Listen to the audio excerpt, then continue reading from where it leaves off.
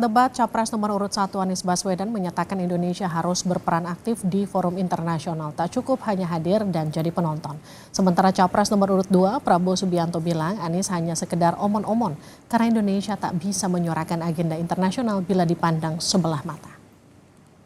Seperti yang dilakukan ketika era Bung Karno pada waktu itu, Ali Sastroamidjojo, apa yang dikerjakan? Merangkul semua. Membawa apa yang menjadi agenda selatan-selatan, bukan menceritakan agenda kita. Semua orang bisa baca di Google tentang apa yang kita kerjakan. Tapi kalau kita menjangkau pemimpin-pemimpin selatan-selatan dan presiden menjadi panglima diplomasi, bukan sekedar hadir di forum-forum menjadi salah satu penonton, salah satu hadirin, tapi datang ke sana membawa ini agenda selatan-selatan. Apa misalnya? Kita berhadapan dengan climate crisis. Kalau benar masuk akal, saya setuju.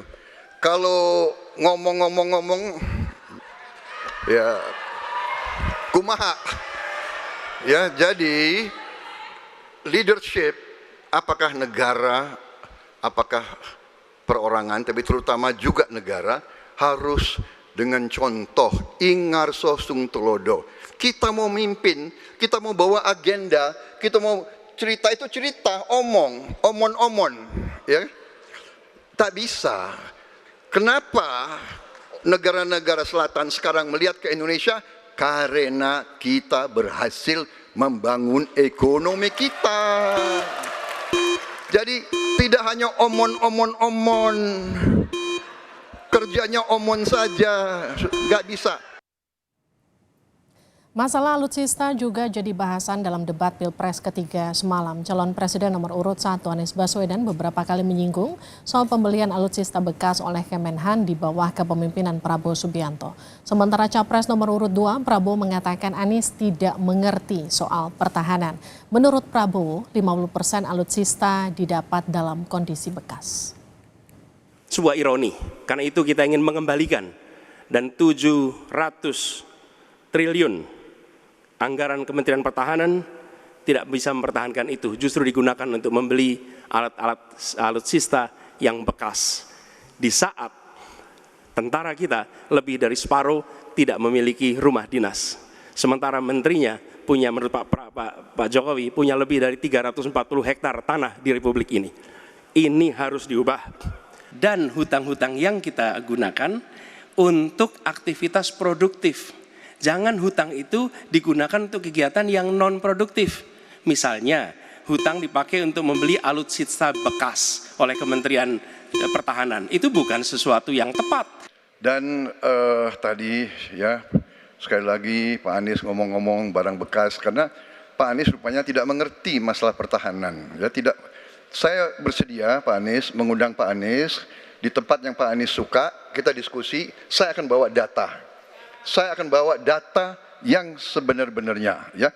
Jadi barang-barang bekas itu menurut saya menyesatkan rakyat. Itu Pak tidak pantas seorang profesor ngomong-ngomong begitu, ya. Karena dalam pertahanan hampir 50% alat-alat dimanapun adalah bekas, tapi usianya masih muda. Bukan hanya Anies yang menyerang Prabowo, Capres nomor urut 3 Ganjar Pranowo dalam debat semalam juga menyerang Capres nomor urut 2 Prabowo Subianto.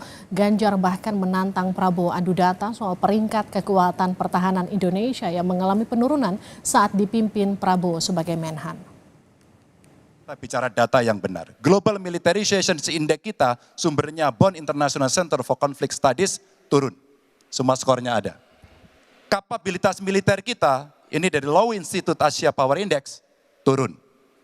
Proporsi anggaran pertahanan kita sumbernya IISS Military Balance Plus turun.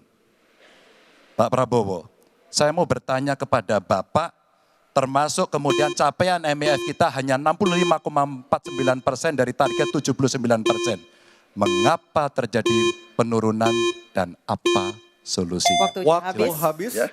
Jadi kita juga masih pakai banyak sampai sekarang pesawat bekas. Jadi banyak data Bapak, mungkin niat Bapak baik, tapi mungkin tim Bapak, staf Bapak itu keliru memberi masukan. Ya. Jadi dalam alat perang, saya katakan bukan baru dan bekas, tapi usianya. usianya. Kalau pesawat flying hours, ya. Dan Maaf, kali ini Bapak tidak menjawab sama sekali pertanyaan saya, Pak. Saya pengen data yang Bapak katakan salah, data pertahanan Anda ini, Anda pertahanan saya, silahkan Anda bantah di sini. Bapak tidak mampu membantah dan Bapak menjelaskan pesawat bekas. Saya tidak pernah berbicara pesawat bekas dalam pertanyaan saya.